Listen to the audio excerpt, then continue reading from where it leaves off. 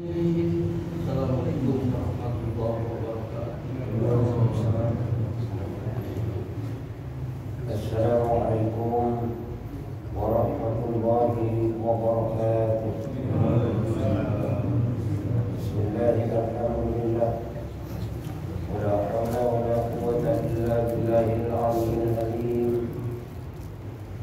Asyhadu an la ilaha illallah wahdahu la syarika lahu wa asyhadu anna Muhammadan abduhu wa rasuluhu la nabiyya ba'dahu. Allahumma shalli wa sallim wa barik ala sayyidina Muhammadin wa ala alihi wa sahbihi ajma'in, amma ba'du. Yang hormati para ulama, para ustaz, hadirin hadirat, bapak-bapak, ibu-ibu yang dimuliakan Allah Subhanahu wa taala. Alhamdulillah, Allah Subhanahu wa taala masih memberikan kesempatan kepada kita, masih memberikan kekuatan kepada kita, masih memberikan kemudahan kepada kita, sehingga kita masih bisa melaksanakan sholat malam secara berjamaah. Kita lanjutkan dengan majelis taklim ini semata-mata karena hidayah dan kekuatan daripada Allah Subhanahu wa taala. Mudah-mudahan Allah Subhanahu wa taala menjadi sebab dosa kita diampuni oleh Allah, menjadi sebab dosa orang tua kita, mertua kita, keluarga kita, guru-guru kita, orang kampung kita, bahkan umat seluruh alam diampuni oleh Allah, menjadi sebab selamat daripada api neraka dan masuk surga tanpa hisab oleh Allah Subhanahu wa taala. Dan mudah-mudahan yang masih sakit angkat penyakitnya oleh Allah Subhanahu wa taala, yang masih banyak masalah dimudahkan masalahnya oleh Allah Subhanahu wa taala, yang masih banyak utang mudah-mudahan dimudahkan melunasinya oleh Allah Subhanahu wa taala, dan yang punya hajat baik dunia akhirat mudah-mudahan secepatnya dikabul hajatnya oleh Allah Subhanahu wa taala. Kita lanjutkan taklim kita. Bismillahirrahmanirrahim. Rahimahullah. Orang fakir Abu Syaraf radhiyallahu anhu wa arda hadsa fakir Abu Ja'far hadatsana Al-Qasim Ahmad bin Hanbal hadatsana Nasir bin Yahya hadatsana Abu Wati an Hamad bin Salamah an Hamid an Abdullah bin Ubaid bin Umar qala Adam sallallahu wassalamu alaihi ya Rabbi innaka salata ala iblisa wa la astati'u an amtala minhu illa bika. Bahwasanya suatu ketika Nabi Adam alaihissalam munajat kepada Allah Subhanahu wa taala, ya Allah, ya Rabb, sesungguhnya Kau telah memberikan kuasa kebebasan kepada iblis untuk menggoda,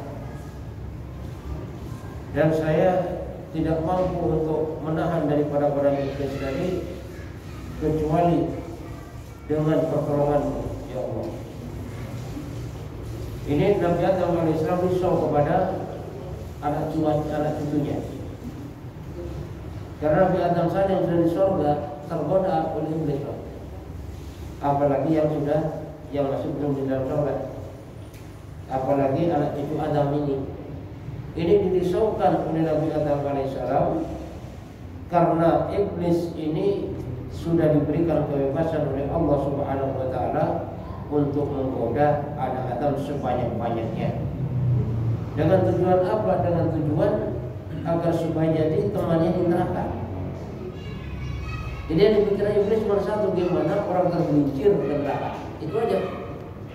Jadi iblis nggak mikirin kerja, nggak mikirin kantor, nggak mikirin pemilu dan sebagainya. Yang dipikirin bagaimana manusia ini sebanyak-banyak tergelincir dan masuk ke dalam neraka. Dan di saat manusia nanti masuk ke dalam neraka, protes kepada iblis. Kenapa? Karena dia baru sadar gara-gara ikut iblis akhirnya ke neraka nih. Maka apa jawaban iblis? Fala talumuni walumu anfusakum. Janganlah kau menyalahkan saya, tapi salahkan saja kamu sendiri. Inna wa'dallahi haq. Sesungguhnya janji Allah itu pasti, benar janji Allah. Tapi janji Allah nggak pernah kamu ikutin. Janji Allah kau abaikan. Sedangkan janji saya palsu, janji saya bohong kata iblis, dan kamu selalu mengikuti saya. Nah, sekarang kita sama-sama di neraka, ya udahlah kita nikmatin bareng-bareng dah. Toh saya juga nggak bisa tolong kamu juga nggak bisa tolong saya. Udah ini salah kita bersama dah. Kau usah saling menyalahkan kata iblis. Nah itulah ya kelasnya iblis. Nanti kalau manusia ini sudah berada di dalam neraka.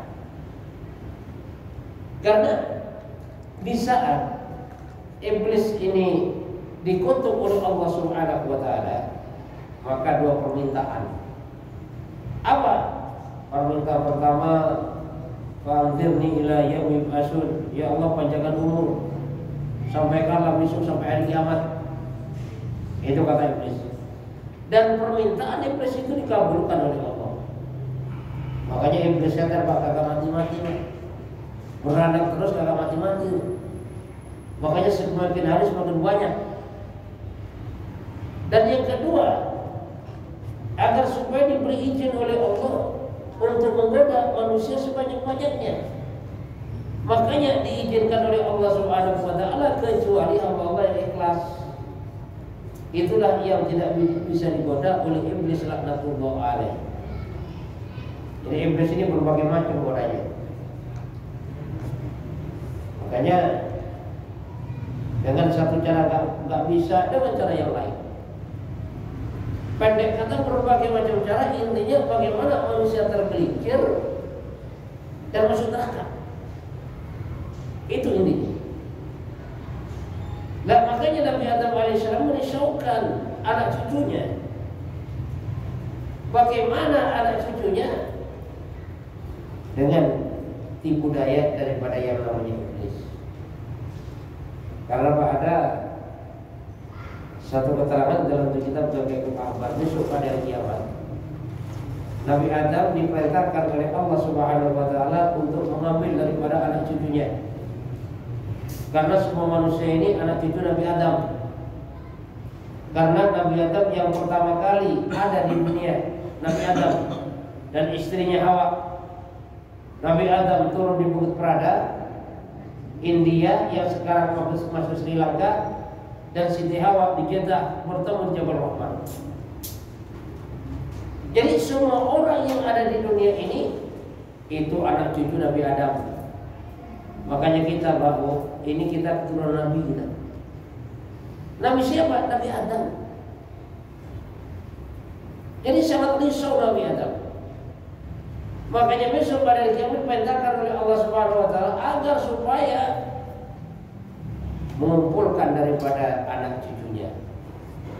Makanya dikumpulkan, diambil setiap 1000 orang, 999 masuk ke dalam neraka, yang satu masuk dalam surga. Artinya apa? Artinya 1001 surga, yang 999 neraka. Nah kalau kita lihat keterangan ini berarti kalau ada 10.000 orang baru 10 orang masuk surga. Coba bayangkan. Kenapa? Karena kalau kita lihat secara kenyataan sekarang Pak, jadi orang yang menuju ke surga sama neraka ini bisa juga berbanding 1001.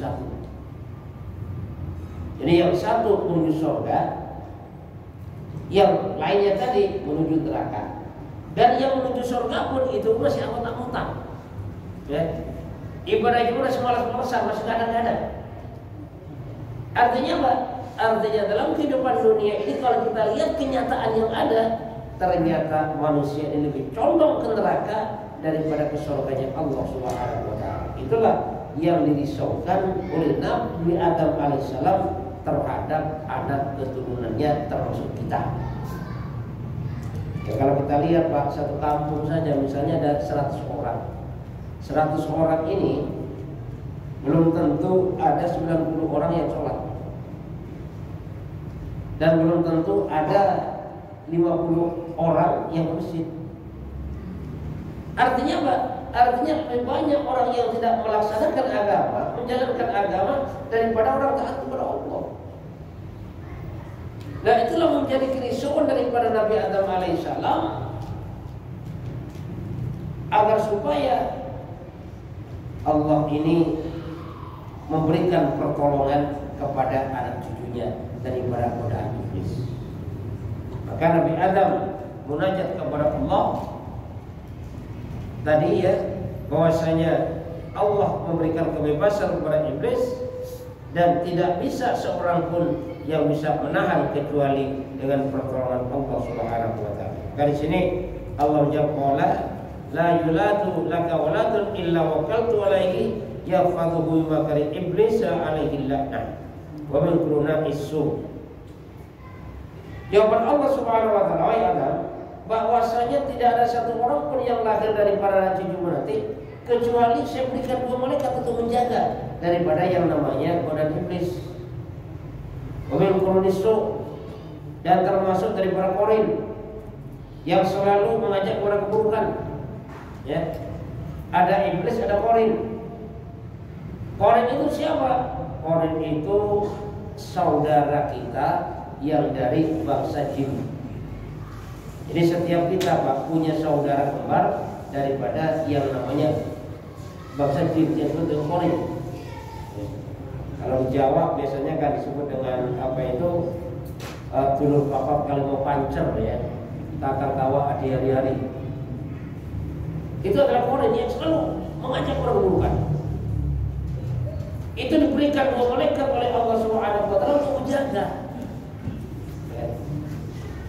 Nah, tapi Nabi Adam alaihissalam karena tahu bagaimana kedahsyatan daripada iblis laknatullah alaihi, maka masih minta lagi kepada Allah. Qala ya Rabbi zidni, ya Allah tolong jawab, tambahkan lagi. Masih kurang aja ya Allah, tambahkan lagi ya Allah. Maka Allah menjawab, al hasanatu bi asri amthaliha wa azidu wa sayyi'atu bi wahidatin wa amhuha. Maka kata Allah, apabila anak cucumu nanti berbuat satu kebaikan, maka dilipat gandakan menjadi 10 kebaikan, dan aku pun akan menambah ini, kata Allah. Dan apabila anak cucumu nanti berbuat daripada keburukan, satu keburukan, maka satu keburukan ini akan saya gugurkan. Artinya apa? Tidak dicatat satu keburukan. Ini apa itu jawaban Allah Subhanahu wa taala kepada Nabi Adam di saat Nabi Adam ini masih minta tambah. Jadi kita berbuat satu kebaikan dilipat gandakan menjadi 10. Artinya apa? Artinya apa? Kalau misalnya kita sholat 1 kali, hitungannya 10. Berarti kalau 5 kali kita sholat 50 kali 50. Wa azidu, dan itu pun ditambah oleh Allah. Bagaimana caranya Allah Subhanahu wa taala menambah? Itu terserah Allah Subhanahu wa taala. Yang penting setiap kebaikan yang kita lakukan ditambah oleh Allah Subhanahu wa taala dan juga dilipatkan menjadi 10 kali lipat. Dan apabila kita melakukan kesalahan, berbuat daripada dosa, maka dosa itu akan digugurkan oleh Allah Subhanahu wa taala. Termasukkan yang namanya kebaikan itu kan menggugurkan dosa-dosa. Makanya saat kita merasa banyak dosa, dulu kita merasa banyak berbuat maksiat misalnya, maka sekarang perbanyak berbuat kebaikan. Kenapa? Innal hasanata yudhibna sayyi'at, sesungguhnya kebaikan itu akan menggugurkan ya daripada keburukan-keburukan. Artinya di saat kita berbuat baik, maka keburukan itu akan diganti oleh Allah Subhanahu wa taala dengan kebaikan yang kita lakukan. Makanya kita berlomba-lomba untuk berbuat kebaikan. Makanya diusahakan Pak, kalau kita ada niat baik itu kagak usah ditunda-tunda, gak usah dientar-entarin. Kenapa? Karena kalau dientar-entarin nanti kagak keturutan. kagak jadi kebaikan itu. Jadi usahakan kalau kita niat untuk berbuat baik, jadi kebaikan itu nggak usah ditunda-tunda. Karena kalau sudah ditunda-tunda nanti banyak godaannya. Kalau sudah banyak godaannya, maka nanti tanpa terasa kebaikan itu tidak akan dilaksanakan. Kenapa? Gara-garanya ditunda tadi. Makanya di saat kita menunda kebaikan, pada dasarnya kita itu memberi peluang kepada setan. Untuk apa? Untuk menggagalkan daripada kebaikan-kebaikan yang mau kita lakukan. Nah, makanya kita usahakan di saat kita ada niat daripada kebaikan, maka niat kita untuk kebaikan itu tidak usah ditunda-tunda. Kenapa?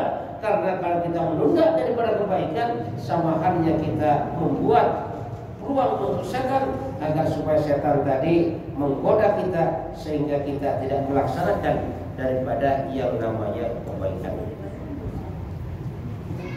Qala ya Rabbi zidni. Nabi Adam masih belum puas.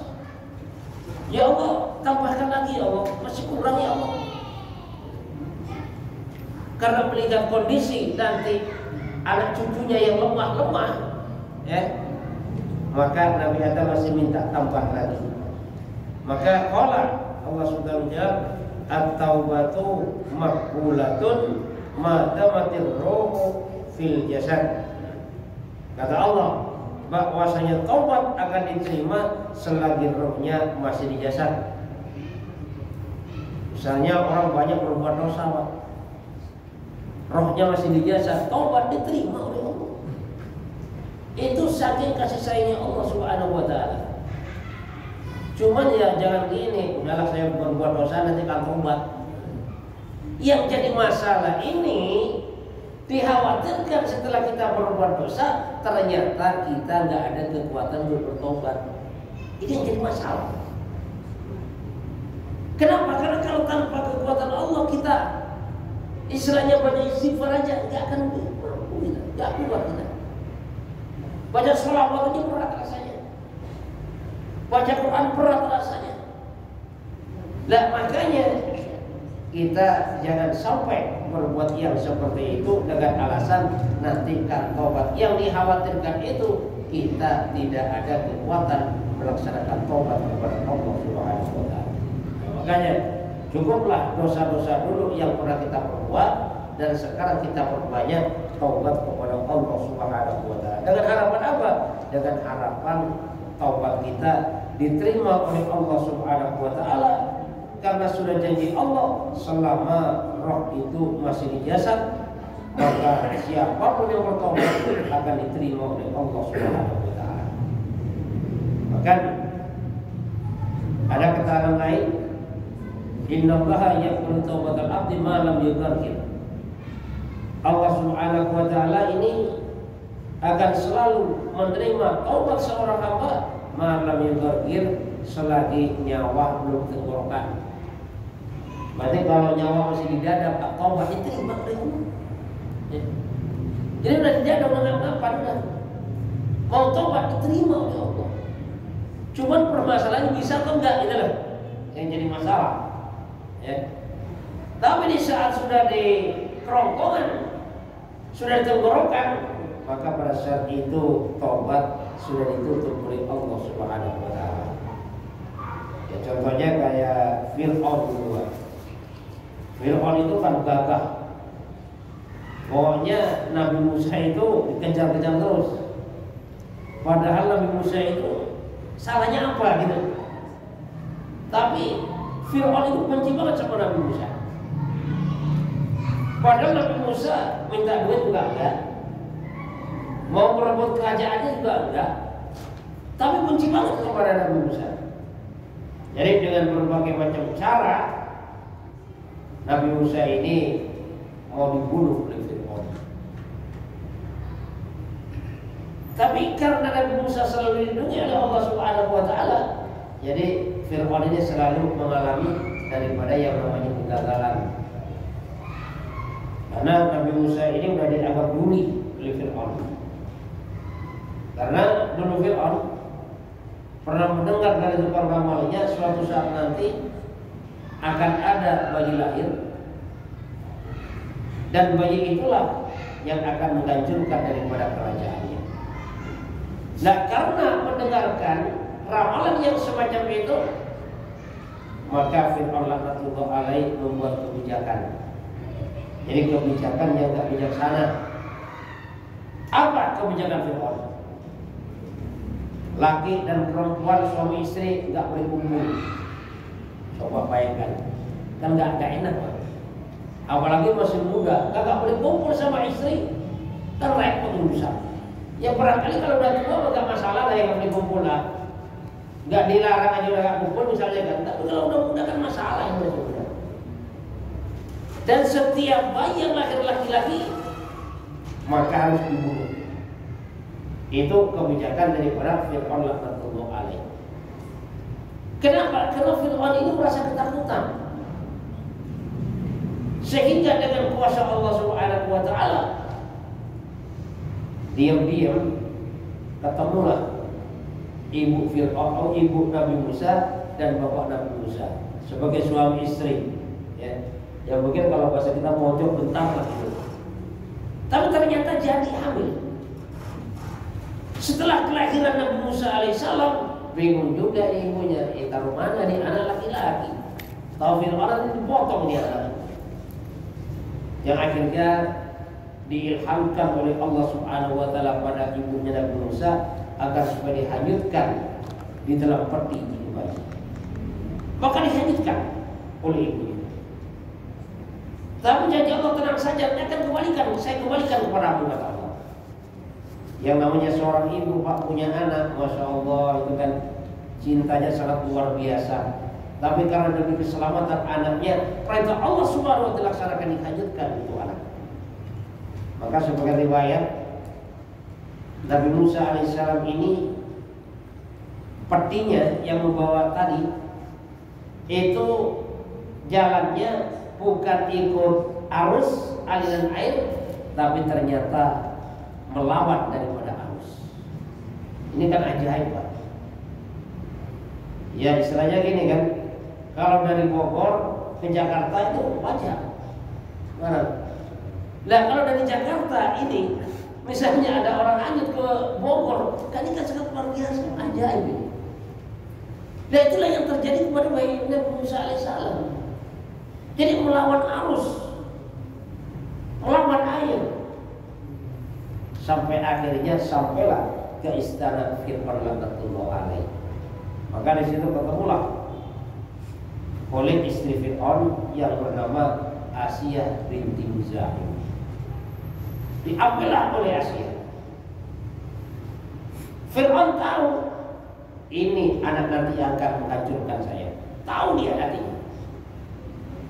Cuman kata istrinya, jangan panggil, jangan diapa-apain ini kita ambil anak ini, bermanfaat nanti bagi kita ini.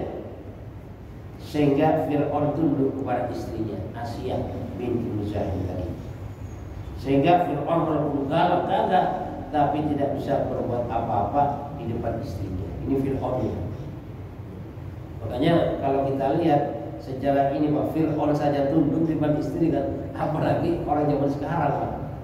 Makanya kadang-kadang di luar menggalak banget, nyampe rumah udah dah, kata istrinya jangan keluar rumah. Sejarah seperti itu. Ya. Nah, setelah diambil oleh Asia, maka kebingungan kalau bahasa kita ini, dikasih ini kagak mau, justru kagak mau. Yang akhirnya apa? Yang akhirnya dengan skenario Allah Subhanahu wa taala, dipanggillah ibunya Nabi Musa alaihissalam untuk menyusuinya. Akhirnya apa? Yang akhirnya ibunya itu mengasuh daripada anaknya sendiri yang berupa Nabi Musa alaihissalam. Itulah skenario Allah yang sebelumnya tidak pernah terbayang oleh Nabi Musa, oleh Fir'aun dan orang. Nah Asia ini istri Fir'aun beriman kepada Allah Subhanahu wa taala. Cuman Asia ini wanita suci. Jadi walaupun menjadi istri Fir'aun, tidak pernah digauli oleh Fir'aun. Kenapa?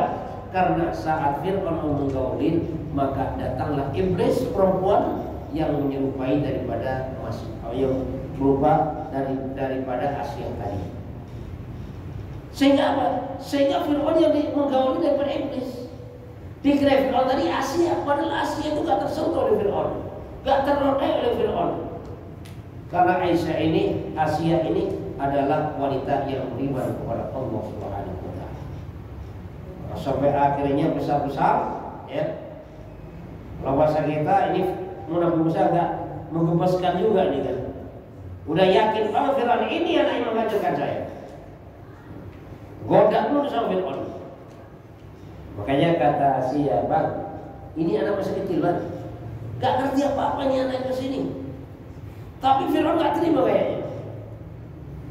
Makanya kata Asia, udah gini bang, coba kita tes anak ini udah ngerti belum. Kasih api dan kue, kira-kira mana yang diambil? Kalau dia ngambil kue berarti ngerti. Kalau yang diambil api nggak ngerti berarti anak ini bang. Nah makanya pada saat itu Allah Subhanahu wa taala perjalankan Musa untuk mengambil daripada yang namanya api. Itu sebenarnya Allah. Api dimakan oleh Nabi Musa. Yang akhirnya apa? Yang akhirnya Nabi Musa ini kedal. Ya. Nabi Musa ini kedal gara-gara makan api tadi. Kalau maksudnya bang, lihat tuh, kalau anak ini ngerti yang diambil kue, tapi ternyata api yang diambil bang. Fir'aun agak tenang dikit dah. Ya. Makanya lama kelamaan dengan berjalannya waktu, maka pada suatu ketika ada orang berkelahi. Nabi Musa ini sebenarnya ingin melerai, tapi ada satu yang dipukul, ternyata satu kali pukulan langsung meninggal. Akhirnya Nabi Musa ini keluar daripada istana Fir'aun dan merantau kematian. Disitulah bertemu dengan dua anak gadis Nabi Syuaib yang akhirnya menjadi menantu Nabi Syuaib alaihissalam. Setelah itu turun wahyu kepada Nabi Musa, singkatnya. Karena Nabi Musa cetak, gak bisa ngomong, gak fasih dalam ngomong, maka Nabi Musa minta teman kepada Allah agar supaya Harun saudaranya ini untuk menemani. Nah makanya Nabi Harun diangkat jadi Nabi oleh Allah Subhanahu wa taala, yang akhirnya Nabi Harun lah yang bicara kepada Fir'aun. Jadi Nabi Musa cuma mengantar saja, yang bicara adalah Nabi Harun. Kenapa? Karena Nabi Harun yang fasih bicaranya, sedangkan Nabi Musa ini yang gentle dalam pembicaraannya. Makanya akhir daripada cerita, suatu ketika di saat Fir'aun ini mengejar daripada Nabi Musa alaihissalam, sampai akhirnya sampai terjebak di lautan. Pada saat itu kaum Nabi Musa udah bingung, innalah mutraku. Musa kita keuper ke udak nih, udahlah habis kita sekarang. Nabi Musa alaihissalam menghibur kaumnya, tenang saja, Allah akan menolong kita, Allah bersama kita, kamu jangan khawatir. Nabi Musa munajat kepada Allah, Allahumma lakal hamdu wa ilaikal mustaqa wa antal musta'an wa la haula wa la quwwata illa billahil aliyyil azim. Ini doa Nabi Musa di saat dalam keadaan kepepet, di belakang itu Fir'aun, sedangkan di depannya lautan yang sangat luas. Makanya pada saat itu perintahkan oleh Allah Subhanahu wa taala, dan perintah Allah tak masuk akal. Makanya tataran iman ini sami'na wa ata'na. Kenapa? Karena perintah bagi orang beriman kadang-kadang tidak masuk akal. Apa yang diperintahkan Allah? Idrib bi'asokal bahar, pukulkan tongkatmu ke lautan. Ini kan perintah nggak masuk akal. Yang perintah masuk akal ini, kalau Allah perintahkan, wahai Musa, kamu balik ke belakang, saya turunkan para malaikat, pukulkan tongkatmu ke kepala Fir'aun. Nah ini termasuk masuk akal. Tapi perintah Allah, pukulkan tongkatmu ke lautan. Nah, karena Nabi Musa alaihissalam ini beriman kepada Allah, keyakinannya kuat kepada Allah, maka menanggapi perintah Allah Subhanahu wa taala enggak mikir, langsung sami'na wa ata'na. Nah, kalau orang imannya lemah, Pak, kan masih mikir, iya sih, tapi gimana? Ini kan lautan, iya sih. Ya akhirnya apa? Ya akhirnya disergap nanti. Nabi Musa udah gak pikir, yang penting perintah Allah laksanakan. Maka dengan perintah Allah tadi, ketaatan Nabi Musa kepada Allah, dipukulkan itu tongkat. Sekali pukul tongkat tadi membelah lautan menjadi 12 jalan. Artinya apa di sini? Artinya yang bisa membelah lautan itu bukan tongkat Nabi Musa, tapi karena ketaatan Nabi Musa kepada Allah Subhanahu wa taala sehingga bersamaan dengan pertolongan Allah. Buktinya apa? Misalnya besoknya gitu Nabi Musa iseng-iseng dipukulkan tongkatnya ke laut, tidak apa-apa. Kenapa? Karena tidak bersamaan perintah Allah Subhanahu wa taala. Ya. Dan ini merupakan satu pelajaran bagi kita sebagai orang yang beriman kepada Allah Subhanahu wa taala, bahwasanya tataran iman seseorang ini, keyakinan seseorang ini, kuatnya keimanan seseorang ini bagaimana di dalam menyikapi perintah Allah Subhanahu wa taala. Karena ada yang menyikapi perintah Allah dengan sami'na wa ata'na. Ada yang menyikapi perintah Allah sami'na wa tafakkarna. Ada yang menyikapi perintah Allah dengan sami'na wa asayna. Siapa yang sami'na wa ata'na? Orang beriman. Para nabi, para sahabat nabi, setiap perintah yang datang maka sami'na wa ata'na, dengan saya taat. Ada juga orang sami'na wa tafakkarna, saya dengar tapi saya pikir-pikir dulu. Dan ini termasuk yang orang yang imannya ragu-ragu, atau bahkan termasuk golongan daripada orang munafik yang mikirnya keuntungan. Kalau saya berbuat ini untungnya apa kira-kira? Makanya setiap perintah Allah Subhanahu wa taala yaitu sami'na wa tafakkarna, saya dengar tapi saya pikir dulu. Ada yang sami'na wa asayna. Ini tataran orang kafir. Jadi orang kafir kalau mendengar perintah Allah Subhanahu wa taala, maka sami'na wa asayna, saya dengar tapi saya ngebangkang. Saya dengar tapi saya tolak. Inilah tiga macam manusia di dalam menghadapi perintah Allah Subhanahu wa taala. Makanya mudah-mudahan kita ini termasuk di dalam menghadapi perintah Allah orang yang sami'na wa ata'na. Apapun yang diperintahkan oleh Allah, kita mudah untuk melaksanakan daripada perintah Allah Subhanahu wa taala. Kenapa? Karena pada dasarnya jawab perintah Allah ini manfaatnya untuk kita dunia akhirat. Sehingga kalau kita melaksanakan perintah Allah, manfaat akan kita dapatkan. Di saat kita tidak melaksanakan perintah Allah, maka kerugian di situ yang akan kita rasakan. Dari dunia sampai akhirat. Ya.